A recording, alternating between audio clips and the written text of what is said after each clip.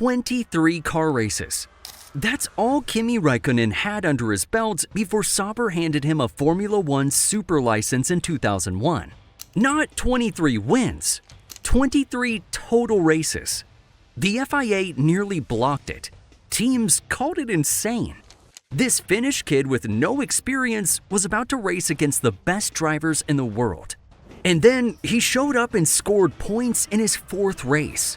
By his second season, McLaren signed him. So you're signing Kimi for next year. That is big news. That is big news. An exclusive on MTV Sport. Within 2 years, he was fighting Michael Schumacher for a world championship. And he did all of this while partying harder than anyone else in the paddock.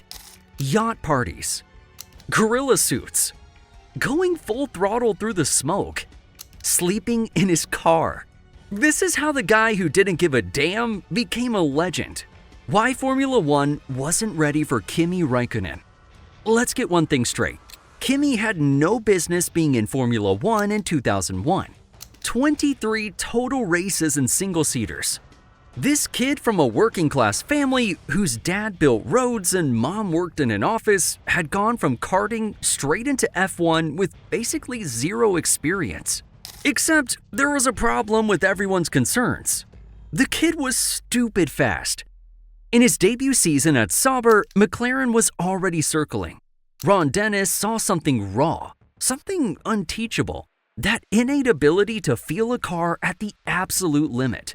And in 2002, McLaren made the call, signed him, and paired him with David Coulthard.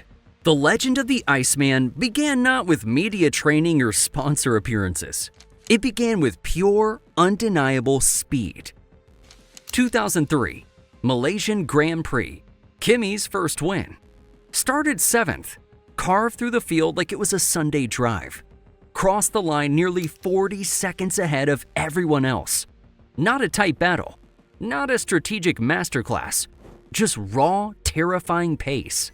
That's when F1 realized this quiet Finnish kid wasn't just fast, he was frighteningly fast.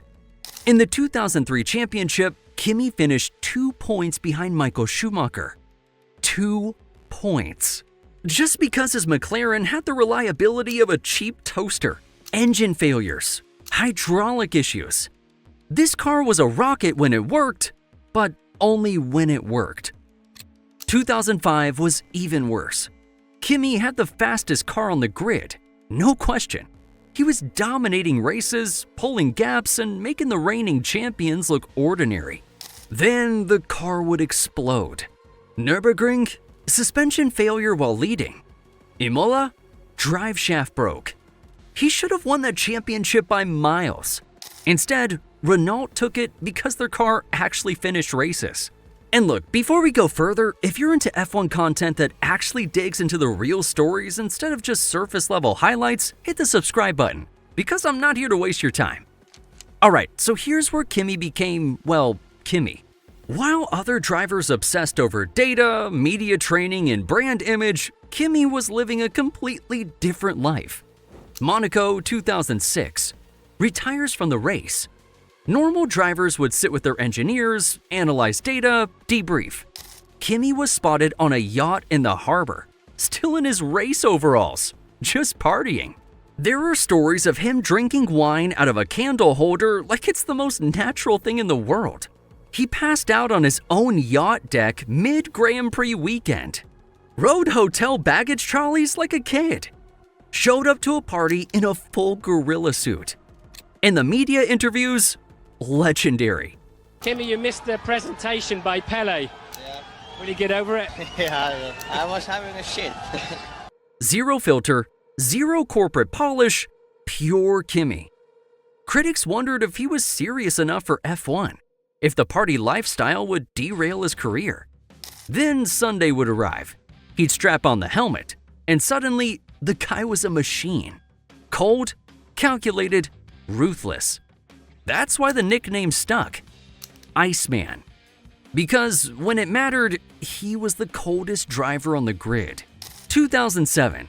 Michael Schumacher retires. Ferrari needs a new star. They hand the keys to the guy who parties in a gorilla suit. Bold move? Yeah, absolutely. But Ferrari saw what others didn't. Behind the party stories and blunt interviews was a driver who could deliver under impossible pressure. Australian GP 2007. Kimi wins his first race in Ferrari red. Then the season gets wild. McLaren implodes with the Fernando Alonso-Lewis Hamilton civil war.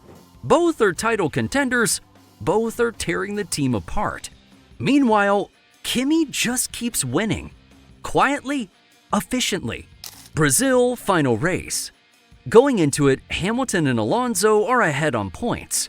Kimi's chances? Slim. Everything needs to go perfectly. And somehow, it does. Hamilton makes mistakes, gearbox issues, falls down the order. No, he's slowing. Impossible. Alonso can't make up the ground. Kimi wins the race, steals the championship by 1 point. The party guy everyone doubted just became world champion. And not just any champion, the last man to win a title for Ferrari, a fact that still stands today. After 2009, Kimi did something almost no F1 driver does. He quit, just walked away. There's always a lot of talk. I mean, I'm not in a hurry to make any decisions, and we'll see what happens in the future, but I don't know yet. While others cling to F1 with white knuckles, desperate to extend their careers, Kimi went rallying, competed in WRC, dabbled in NASCAR, flipped rally cars at insane speeds. When asked if he missed Formula One, he shrugged. Classic. But F1 wasn't done with him. 2012, Lotus brings Kimi back. People wondered if he still had it. 2 years away is an eternity in motorsport. Young drivers are hungry. The cars have evolved. Abu Dhabi 2012. Kimi's back on the podium. Here we also get one of the most iconic radio messages in F1 history. Leave me alone, I know. Brilliant. He's 0.3 of a second faster. Leave me alone, I know what I've got to do. The fact he went on to win that race really shows that Kimi did in fact know what he was doing.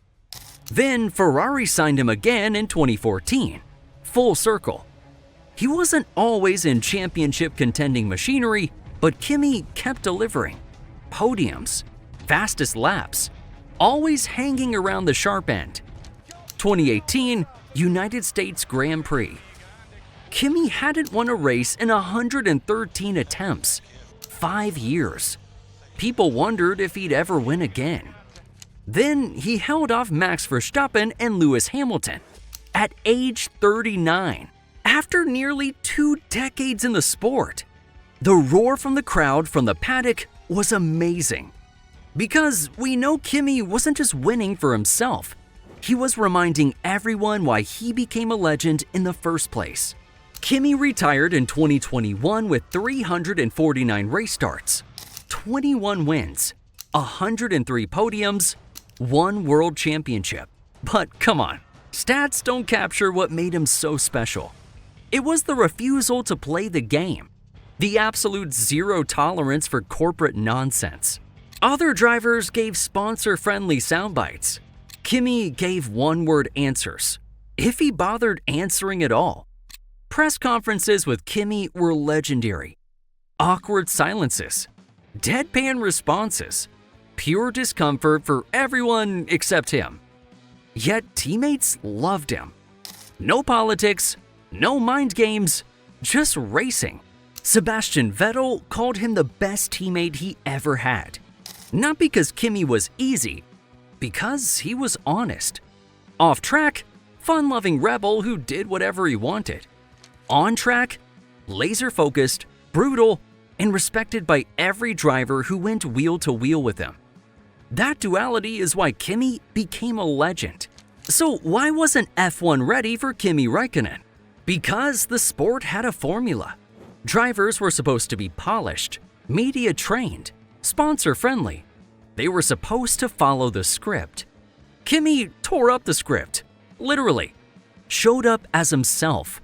partied harder than a rock star, couldn't care less about media duties, and still beat Lewis Hamilton and Fernando Alonso to a world championship. Still survived 20 years in the most cutthroat sport on the planet. Still earned respect from every driver, every team, and every fan who appreciated authenticity over polish. So maybe that's the real story. You don't have to be a corporate robot to succeed. You can have fun. You can be yourself, as long as you got the talent and grit to back it up. So what's your favorite Kimi moment? An overtake? A victory? Or one of his legendary press conference responses? Drop it in the comments and be honest. Could today's F1 handle a driver like Kimi? Or has the sport become too corporate, too controlled for someone with that level of I don't care energy? If this is your kind of F1 content, hit subscribe, cause there's a lot more coming.